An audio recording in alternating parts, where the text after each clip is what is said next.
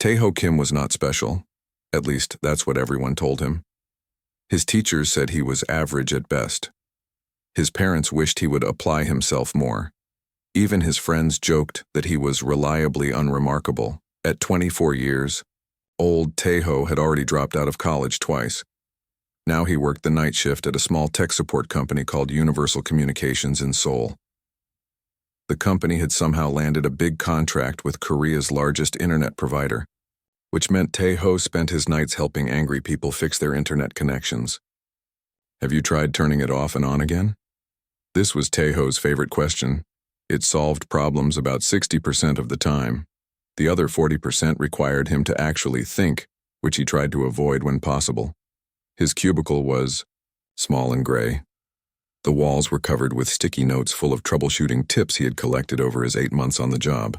His desk held only 3 personal items: a small cactus named Mr. Prickles, a faded photo of his family at the beach, and a mug that said, "World's okayest employee. Kim. 2 calls on hold. Get moving." His supervisor, Mr. Park, was always angry. Tae-ho often wondered if the man had been born shouting, "Yes, sir, right away." Tae-ho put on his headset and clicked to answer the first call. "Universal Communications, this is Tae-ho speaking. How can I help you today?" He said the words with practiced boredom. The caller was an old woman who couldn't connect to her Wi-Fi. Tae-ho walked her through resetting her router, and her problem was solved in 4 minutes. Easy. The second caller was harder. A businessman who kept losing connection during important video meetings. After 20 minutes, Tae-ho discovered the man's cat had been chewing on the cables. "Thank you so much," the businessman said. "You're a lifesaver." Tae-ho ended the call and looked at the clock. 2:37 a.m. 4 more hours until his shift ended. He sighed and took a sip from his mug. The coffee was cold. What Tae-ho didn't know was that nothing about Universal Communications was normal. 6 months ago, the company had been quietly purchased by something called Galactic Integration Systems. This wasn't a human company. It was a front for an advanced group of aliens called the Cerebral Collective. The collective included the smartest beings from thousands of planets. They had been watching Earth for decades, trying to decide if humans were ready to join the galactic community. To test this, they set up tech support companies around the world. They figured the way humans solved problems would tell them everything they needed to know. Every call Tae-ho took was recorded and analyzed by alien scientists. Every solution he found was studied by beings with brains 3 times the size of human brains. So far, they had been unimpressed with Earth's problem-solving abilities. At 3:12 a.m., Tae-ho's computer made a sound he had never heard before. It wasn't the usual beep of an incoming call. It was more like a soft humming that seemed to come from inside his head rather than his headset. He clicked to answer, expecting another angry customer. "Universal Communications, this is Tae-ho speaking. How can I help you today?" He stifled a yawn. "System Integration Protocol 973 requires immediate attention," said a woman's voice. She spoke Korean, but with a strange accent Tae-ho couldn't place. "I'm sorry, what?" Tae-ho sat up straighter. This wasn't a normal call. "This is Jinnah from Central Operations. We have a Level 5 network anomaly affecting the quantum entanglement array. Standard resolution protocols have failed. Requesting immediate assistance." Tae-ho looked around. Was this a prank?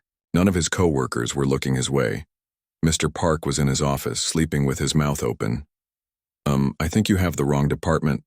Let me transfer you to our network specialists." Tae-ho moved his mouse to find the transfer button. "Negative," Jinnah said firmly.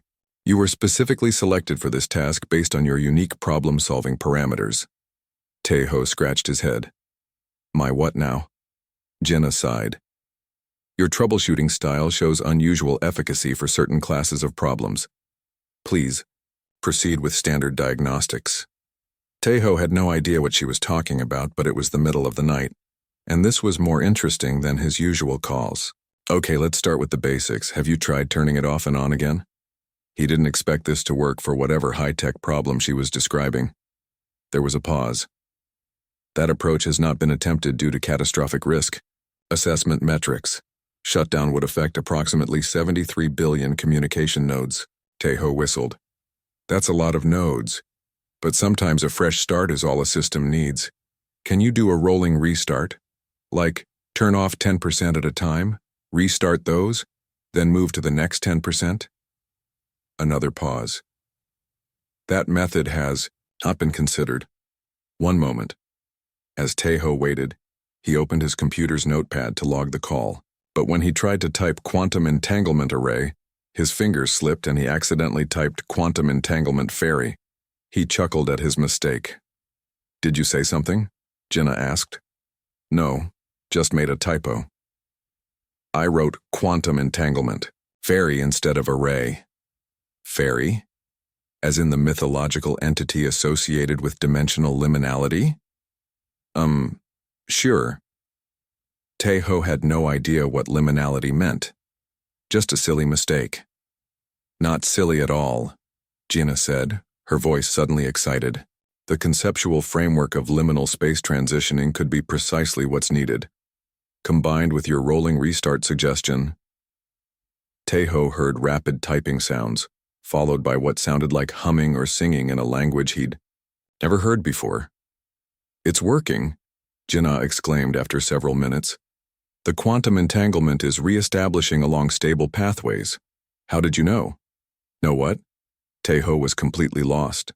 That treating quantum particles as transitional entities rather than fixed points would allow for non-destructive restart protocols. Taeho took a sip of his cold coffee. "Just, common sense, I guess." Jinnah was silent for a moment. "Fascinating. The collective will need to reassess several fundamental assumptions. Your assistance has been invaluable, Taeho Kim." Before he could ask what she meant by the collective, the line went dead. Taeho stared at his screen. The call duration showed 47 minutes, but it had felt like only 10. And how did she know his full name? He hadn't given it. He shrugged and wrote in the call log, "Customer experiencing network problems. Suggested restart. Problem resolved." As Taeho reached for his coffee again, he didn't notice the small camera hidden in the ceiling above his desk. He didn't see the red light blinking rapidly. And he certainly didn't know that, 70 light-years away, a room full of the universe's most intelligent beings were watching him with expressions of shock and disbelief. In solving what he thought was a simple tech problem, Taeho had just resolved a quantum physics crisis that had stumped the greatest minds in the galaxy for over 300 years, and he did it while half asleep, drinking cold coffee, at 3:59 a.m. on a Tuesday. The universe would never be the same. 2 weeks passed since Taeho's strange late-night call. He had almost forgotten about Jinnah and her weird technical problem. Life went on as usual. He answered calls, helped people fix their internet, and went home to his small apartment to play video games and sleep. But on Monday morning, everything changed. Taeho arrived at work to find his gray cubicle was gone. In its place stood a sleek silver desk that seemed to glow slightly under the office lights. His old chair had been replaced by something that looked like it came from a spaceship. His computer was now a thin, clear screen that floated above the desk without any visible support. "What the?" Taeho looked around. None of his coworkers seemed to notice anything strange. They walked past his new desk without even glancing at it. Taeho carefully sat in the new chair. It adjusted to his body perfectly, feeling better than any chair he had ever sat in. The floating screen lit up with a message. "Taeho Kim, your performance has been noticed. A better position awaits you. Do you accept?" Below the message were 2 buttons, yes and no. Taeho stared at the screen. Was this a joke? A test from management? He looked over at Mr. Park's office. His boss was eating noodles and watching something, on his phone, completely uninterested in Taeho's strange new desk. Curiosity won out. Taeho clicked yes. The screen changed. "Excellent. A representative will arrive at 2 p.m. to escort you to your new workplace. Please continue your normal duties until then." The rest of the morning passed in a blur. Taeho answered calls automatically, his mind racing with questions. What kind of job offer came with furniture? Why didn't anyone else notice his new desk? Was he going crazy? At exactly 2 p.m., a woman walked into the office. She was tall and elegant, wearing a business suit that seemed to change color slightly as she moved. She walked directly to Tae-ho's desk. "Tae-ho Kim?" she asked, her voice musical and clear. "Yes, that's me," he said, standing up awkwardly. "I am Yuna. I'm here to take you to your new position." She smiled, but something about her smile wasn't quite right. It was perfect, too perfect. "Do I need to tell my boss I'm leaving?" Tae-ho glanced at Mr. Park, who was now sleeping at his desk. "That has been taken care of," Yuna said. "Please gather your personal belongings." Tae-ho picked up Mr. Prickles, the cactus, his family photo, and his mug. He followed Yuna out of the building to a waiting black car. The windows were so dark he couldn't see inside. As they drove through Seoul, Yuna explained nothing. She just smiled that too-perfect smile whenever Tae-ho asked a question. Finally, he gave up and watched the city go by. The car entered a tunnel. The lights inside the tunnel began to flash in patterns that made Tae-ho's eyes hurt. He closed them for a moment. When he opened them again, they were no longer in a tunnel. They were driving through what looked like a massive indoor city. The ceiling, hundreds of meters above, glowed with soft blue light that felt like sunlight but wasn't. Buildings made of materials Tae-ho had never seen before rose all around them.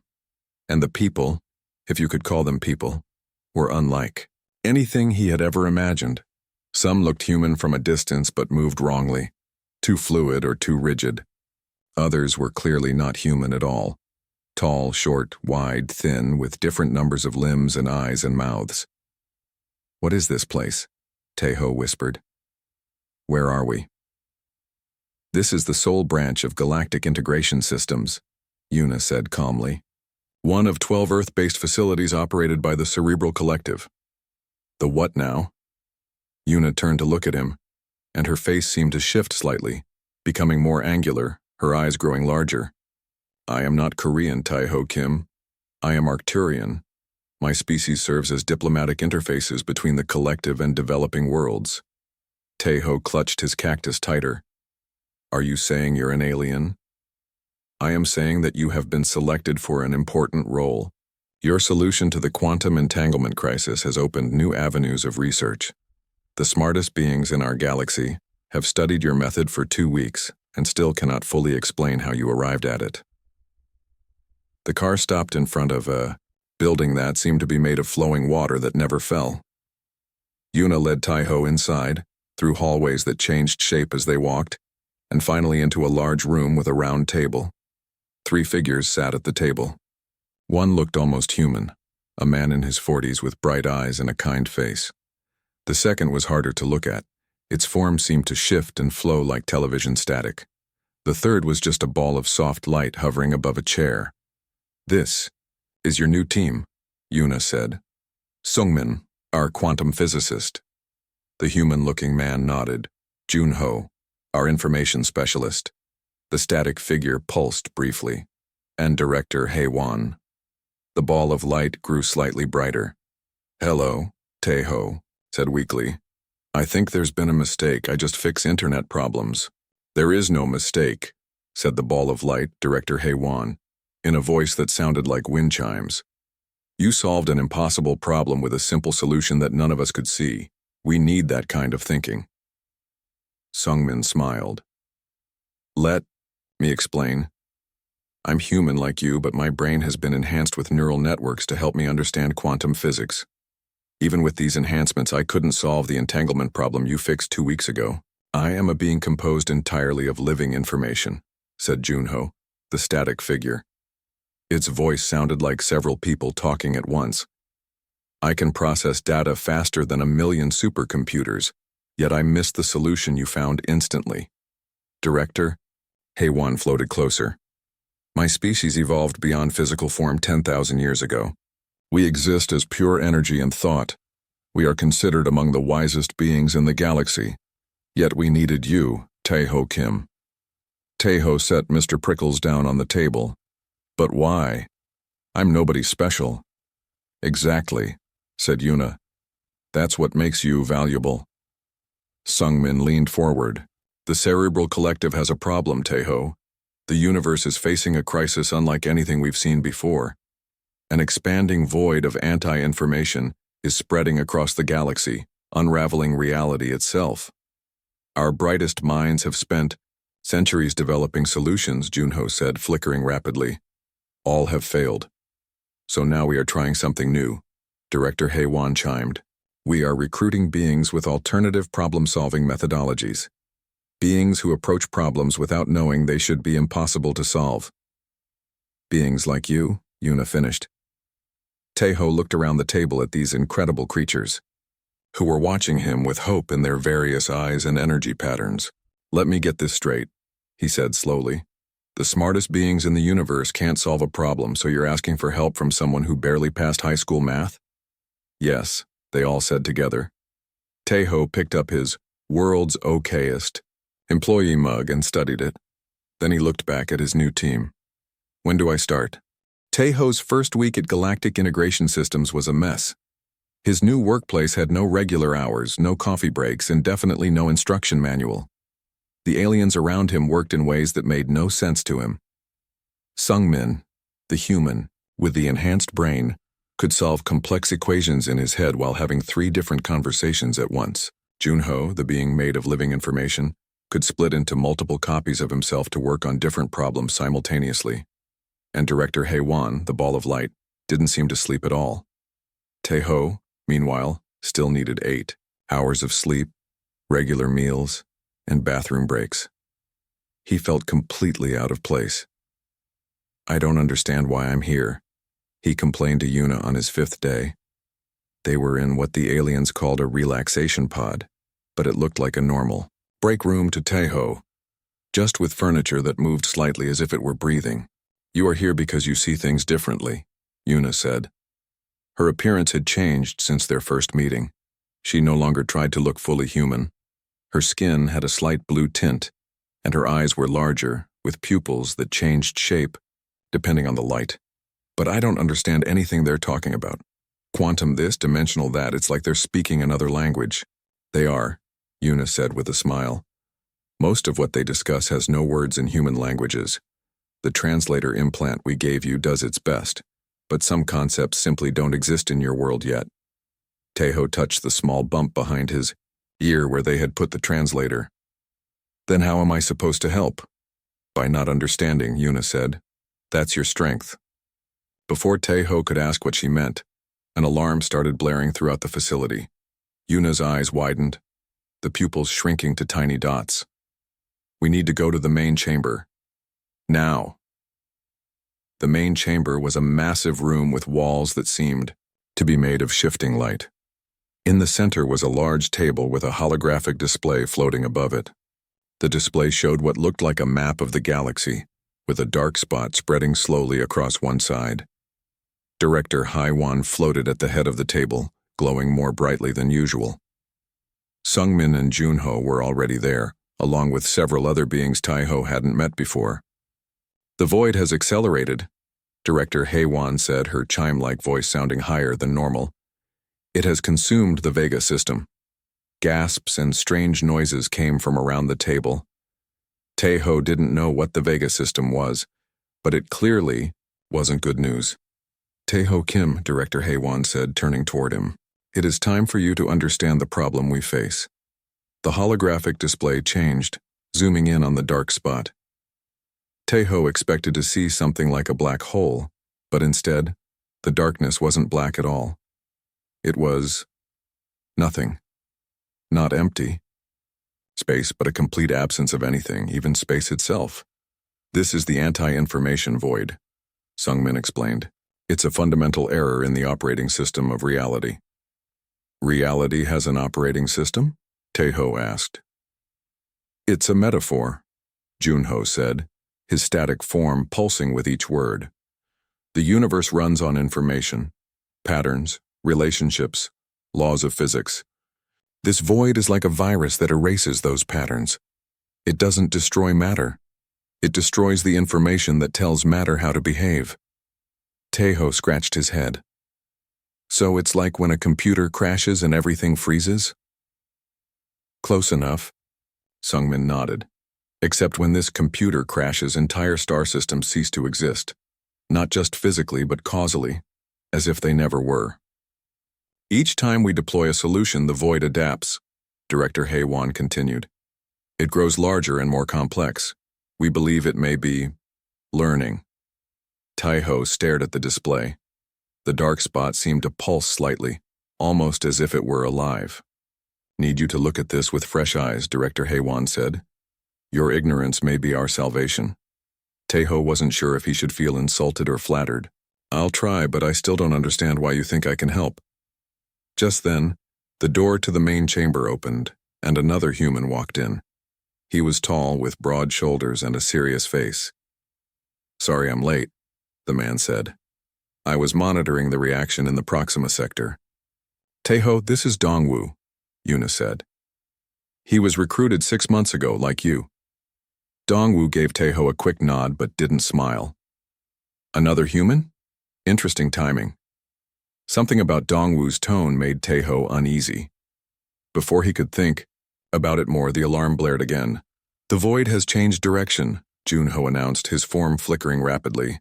It's moving toward the Arcturus cluster. That's impossible, Sungmin said, his enhanced eyes blinking rapidly. It should continue expanding in all directions equally.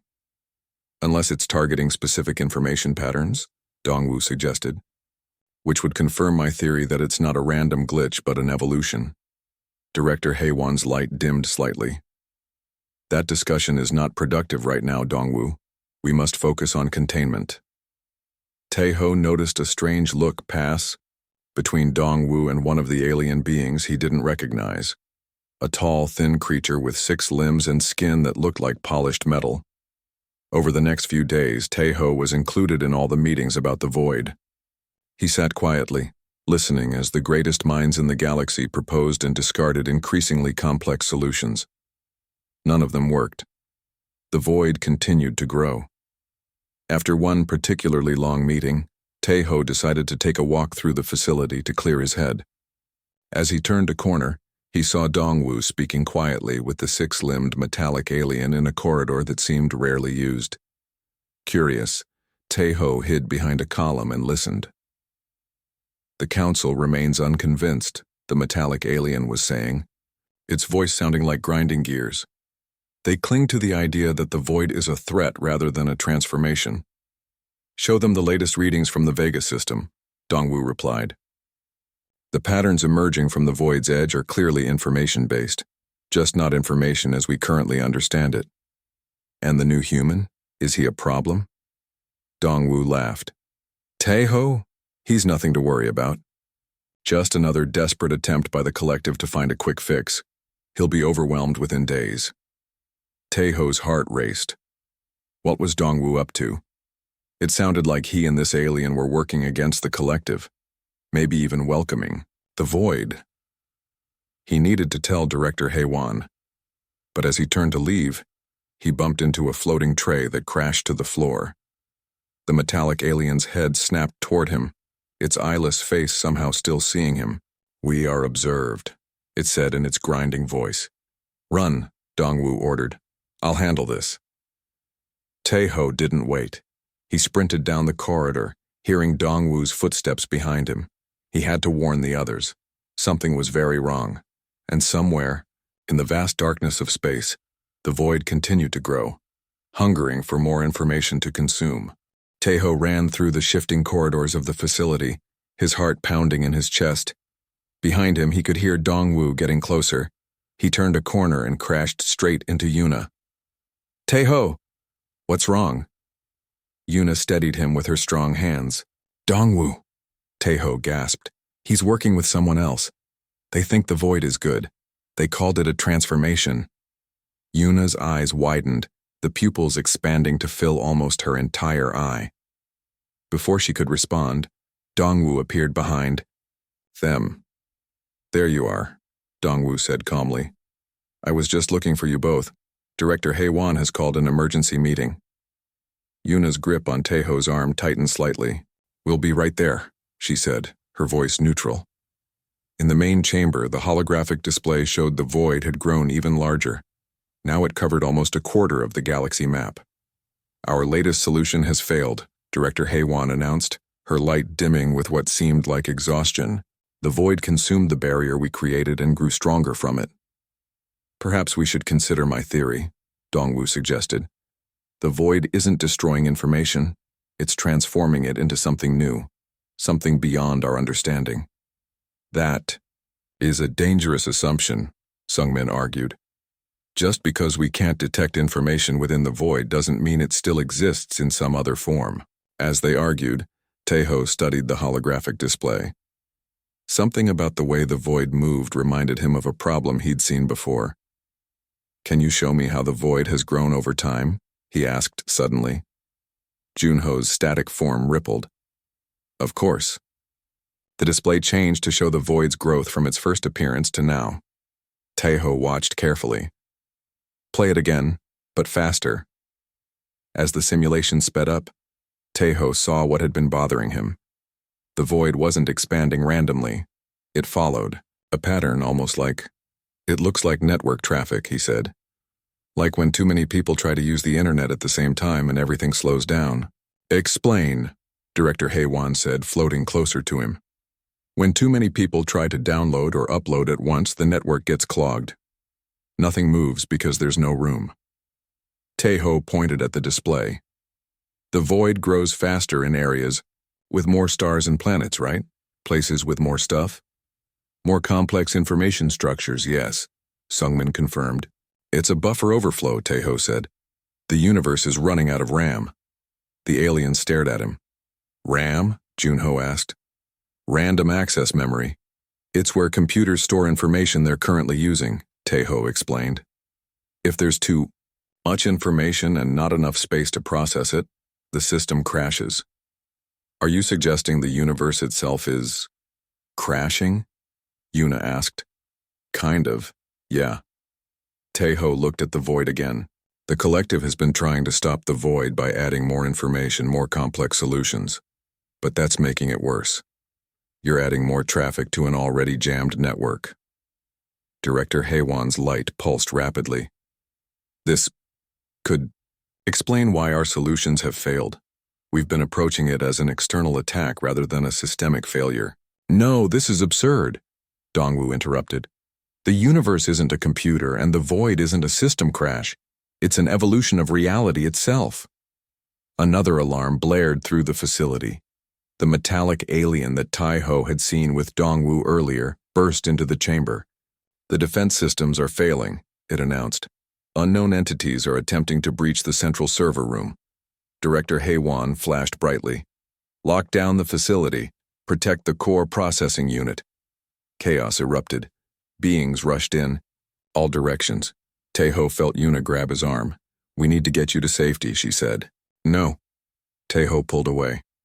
I need to see the central server room. If I'm right about what's happening, I might be able to fix it. Yuna hesitated, then nodded. This way.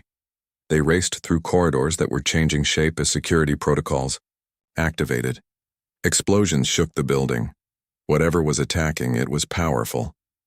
When they reached the central server room, they found 2 guards lying on the floor. They weren't dead, but they seemed frozen, their bodies flickering like bad television reception. The void energy, Yuna whispered. It's inside the facility. The server room door was massive and made of material that seemed to absorb light. It was already partially open. Wait here, Yuna said, her body changing, becoming more alien, more dangerous looking. No way, Taeho replied. I need to see what's in there. They entered together. The central server room was enormous, filled with technology that made no sense to Taeho. In the center was a column of swirling light that reached from floor to ceiling. Around it were control panels covered in symbols that kept changing. Dongwu stood at one of the panels, working quickly. The metallic alien and several others were with him. Stop, Yuna shouted, her voice deeper and louder than Taeho had ever heard it. Dongwu turned. Too late. We've already begun the process. The void will reach this facility in 15 minutes. When it does, we'll be transformed along with it. You're insane, Yuna growled. The void doesn't transform. It erases. You're wrong, Dongwu replied.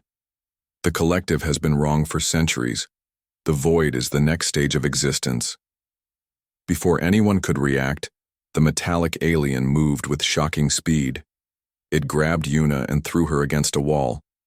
She crumpled to the floor. "Yuna!" Taeho shouted.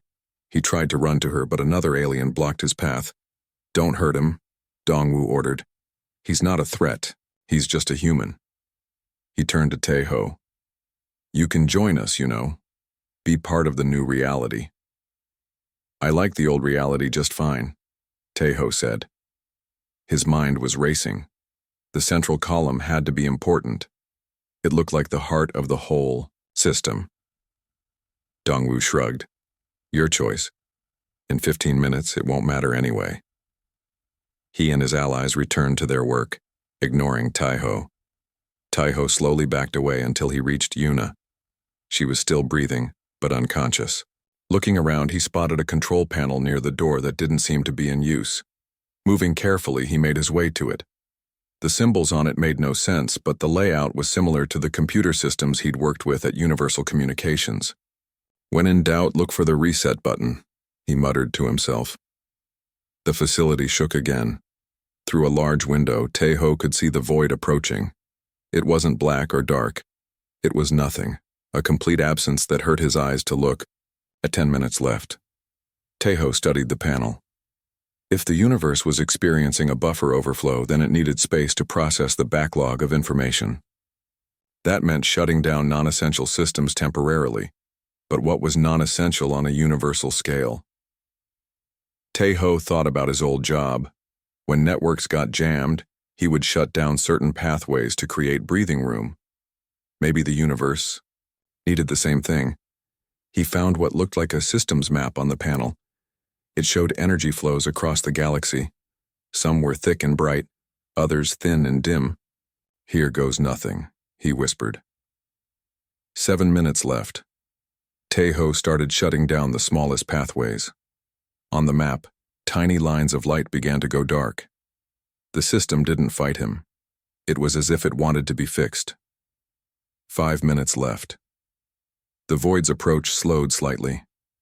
Taeho worked faster, shutting down more pathways, careful to leave the main ones intact. "What are you doing?" Dongwu had noticed him. "Stop him," he shouted to his allies. 2 minutes left. As the metallic alien rushed toward him, Taeho found what he was looking for, a feedback loop command. He activated it, setting the system to automatically shut down pathways when information density reached critical levels. The alien was almost on him when the central column flashed brightly. Everything froze for a moment. Then the facility shook violently, throwing everyone to the floor. Through the window, Taeho watched in amazement as the void stopped advancing. It hovered at the edge of the star system, pulsing. Then, slowly, it began to shrink. "What have you done?" Dongwu screamed. Taeho smiled. "I turned it off and on again." The days following what they now called the reset were chaotic. Security forces from the Cerebral Collective arrived at the facility and took Dongwu and his allies away. Yuna recovered quickly, her species apparently having remarkable healing abilities. Taeho found himself the center of attention, which made him very uncomfortable. "I didn't really do anything special," he insisted as Director Haewon hovered before him, glowing brighter than he had ever seen. "You saved trillions of lives." The director's chimes rang. "You preserved the fundamental structure of reality itself." "I just treated it like a network problem," Taeho shrugged. "Anyone would have done the same." "No," Sungmin said, shaking his head. "That's the point. No one else did see it that way. Not even me, with my enhanced brain. We were all looking for a complex solution to what we thought was a complex problem. The greatest minds in the galaxy spent centuries developing theoretical frameworks and advanced countermeasures," Junho added, his static form stable and calm. "You solved it in minutes with a simple restart sequence." Taeho rubbed the back of his neck. "So what happens now? To Dongwu and the others, I mean." "They will be studied," Director Haewon said. Their belief that the void was a positive evolution is troubling. We need to understand if they were influenced by the void itself or if they came to this conclusion independently. And the void? Tejo asked. It has stopped receding, Yuna explained. The areas it consumed are still gone, but your feedback loop has prevented it from growing again. The system now automatically implements your solution whenever information density reaches critical levels, Tejo nodded. So I basically gave the universe a way to clean its own cache. Exactly, Sungmin smiled. A self-cleaning universe, so simple yet none of us thought of it. 1 week later, Tejo stood in a massive circular chamber he had never seen before. The walls seemed to be made of living crystal that shifted colors as he watched. Hundreds of beings filled the chamber, more species than he could count. Some floated in the air. Others stood on various platforms. Many didn't seem to have physical forms at all, but existed as patterns of light or sound.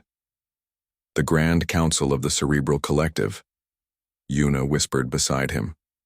She looked nervous, which made Tejo even more worried. A being that looked like a tall pillar of swirling blue smoke moved to the center of the chamber. When it spoke, its voice seemed to come from everywhere at once. Tejo Kim of Earth, it said. You stand before the collected wisdom of 12,000 years and 500 civilizations. Tejo swallowed hard. Hello. Nice to meet you all. A sound like quiet laughter rippled through the chamber. For eons, we have believed that greater intelligence leads to greater understanding. The smoke pillar continued. We have enhanced our minds, merged with machines, evolved beyond physical limitations, all in pursuit of greater knowledge. The pillar drifted closer to Tejo. And yet, when faced with the void, all our brilliant solutions failed. It was you, a being we would once have considered primitive, who saved us all. I just got lucky, Tejo said quietly. No, the pillar replied. Your success was not despite your limitations but because of them. You were not burdened with centuries of theoretical knowledge. You were not constrained by what we knew to be possible or impossible. Director Hei-Wan floated forward. The Council has reached a decision. We wish to establish a new division within Galactic Integration Systems, one focused on what we are calling practical intelligence. And we want you to lead it. Tejo's mouth fell open. Me? Lead? I don't know the first thing about running. An alien department? Exactly, the smoke pillar said, sounding almost amused. That is precisely why you are the perfect choice. But, Tejo protested, I'm just a tech support guy. You are more than that, Yuna said gently. You represent a different way of thinking, one that we desperately need. Tejo looked around at the assembled beings, the greatest minds in the EO galaxy, all waiting for his answer.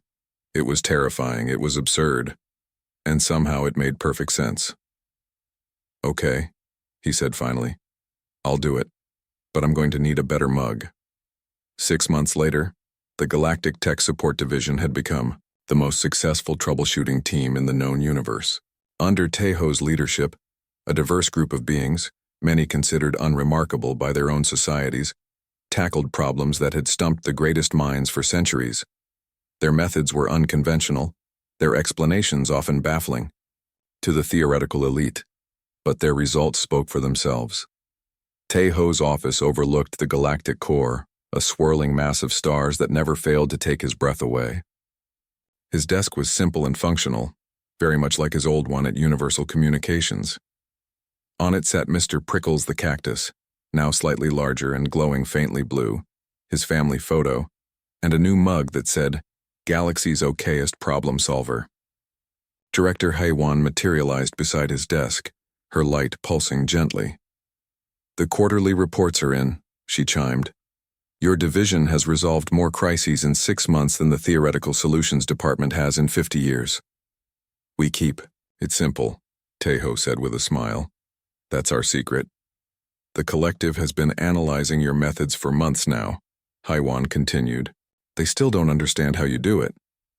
That's probably why it works, Tejo replied. Once you understand something too well, you stop seeing other possibilities. His computer terminal beeped. A new problem had been detected in a distant arm of the galaxy. Some kind of temporal loop was causing stars to age backward. "Duty calls," Tejo said, standing up. "Who's available for this one?" "Team 4 is ready," Director Haywan replied. "They include a human chess player, a Betelgeusian with mild cognitive impairment, and a Proximan whale poet." "Perfect," Tejo nodded. "Just the right amount of weird thinking." As he headed to the briefing room, Tejo thought about how much his life had changed. 6 months ago, he had been nobody special, just another tech support worker helping people reset their routers. Now he was in charge of saving the universe on a regular basis. The funny thing was, the job wasn't that different. Problems were problems, whether they involved home Wi-Fi or temporal anomalies. You identified the issue, tried the simplest solution first, and learned from your mistakes. In the briefing room, his new team waited. They were an odd bunch, but Tejo had come to appreciate oddness. Normal thinking had nearly let the void consume everything. Weird thinking had saved it. "All right, everyone," he said, taking his seat at the head of the table. "We've got stars aging backward. Any ideas?" A 7-foot-tall blue woman raised her hand. "Have they tried turning them off and on again?" Tejo grinned. "Let's start there and see what happens." As the team began their work, Tejo looked out at the stars. Somewhere out there, billions of beings went about their lives, never knowing how close they had come to disappearing forever, never knowing they had been saved by a college dropout who had once been called reliably unremarkable. Tejo liked it that way. After all, the best solutions were often the quietest ones. The universe continued to spin, a little more efficient now, thanks to a human who had treated cosmic crisis just like a router in need of a reboot. The end.